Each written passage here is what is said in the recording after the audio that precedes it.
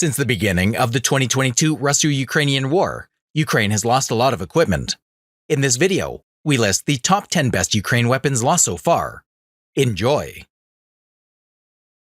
Number 10 is the BMP-ITS. The BMP-ITS entered service in 2021. It was created by modernizing the obsolete BMP-1s. Although the armor and mobility remained unchanged, Ukraine showed that outdated BMP-1s can gain a second youth thanks to the modernization of its weaponry. All thanks to the new BM5 Spiza turret model, developed by the Ukrainian military industry. The armament of the BMP-ITS consists of a 30mm ZTM-1 automatic cannon, which is a licensed variant of the Russian 2A72. It has a sufficient rate of fire and firepower to penetrate the paper-thin armor of the Russian infantry fighting vehicles at distances up to 3,000 meters. Secondary armament include a 7.62mm machine gun coupled with the automatic cannon, a KBA-117 30mm automatic grenade launcher, or a heavy machine gun. But that's not all, as the vehicle is also armed with 2 barrier anti-tank guided missiles, allowing it to destroy any Russian tank.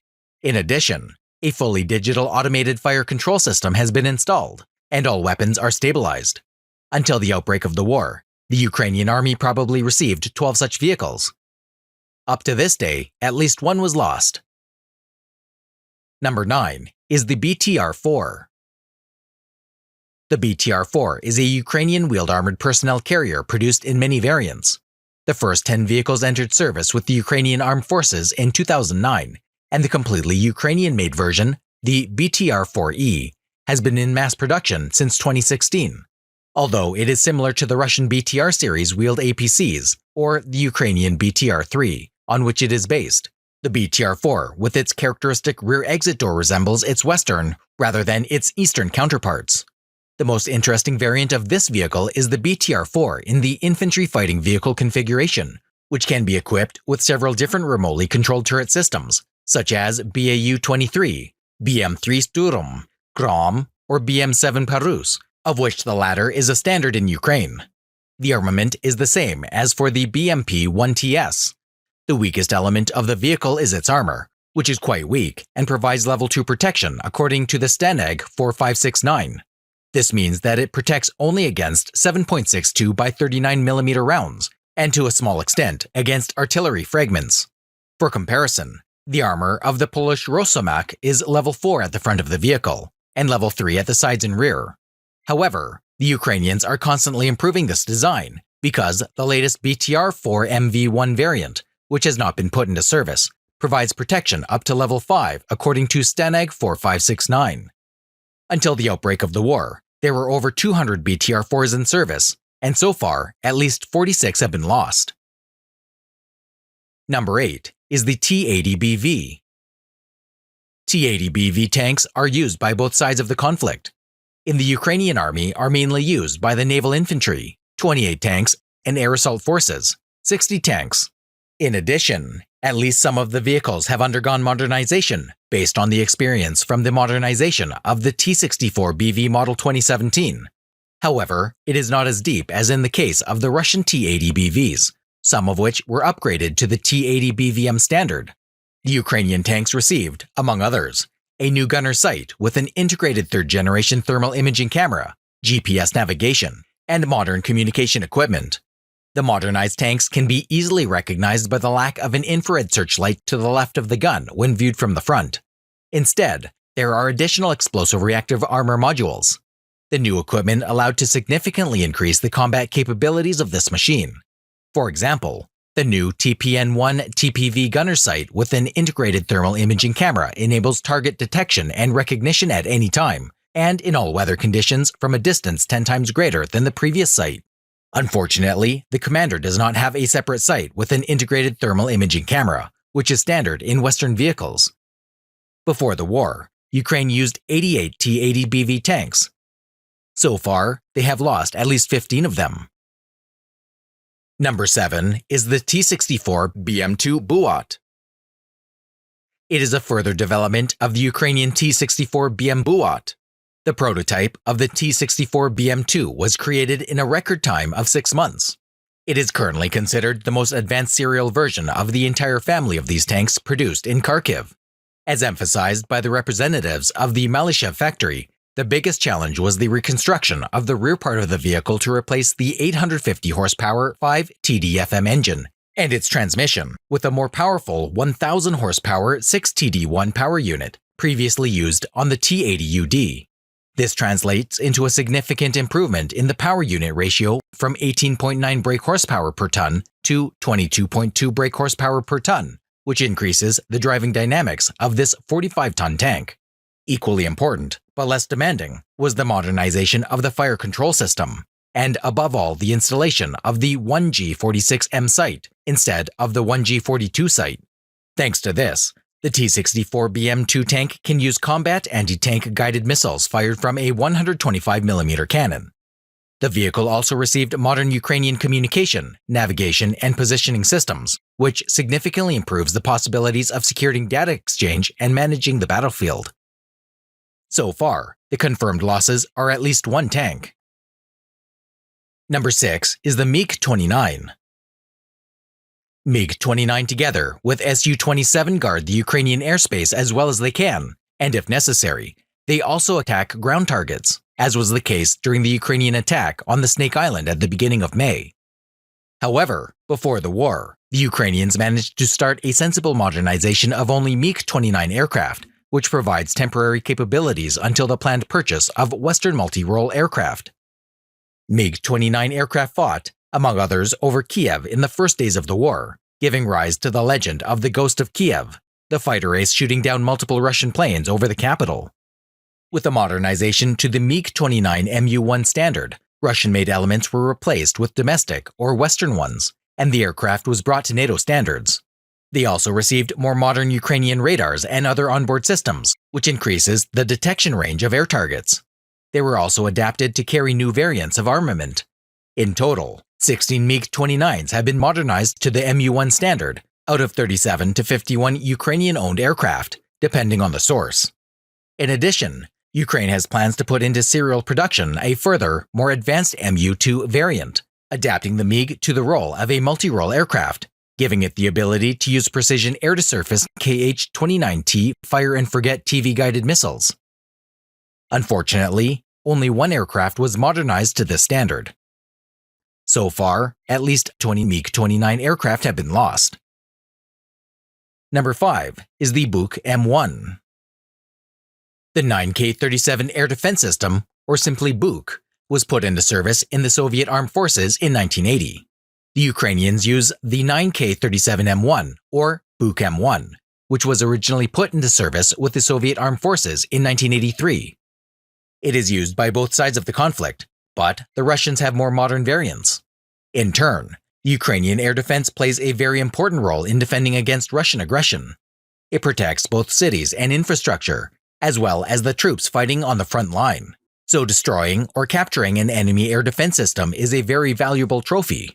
The Buk M1 allows for the elimination of targets such as aircraft, helicopters, cruise missiles, or unmanned aerial vehicles at a distance from 3,300 meters to 35 kilometers, located at an altitude from 15 to 22,000 meters. On the other hand, the latest Russian variant, the Buk M3, which entered service in 2016, has a range of 50 kilometers and can shoot down targets at an altitude of 25 kilometers.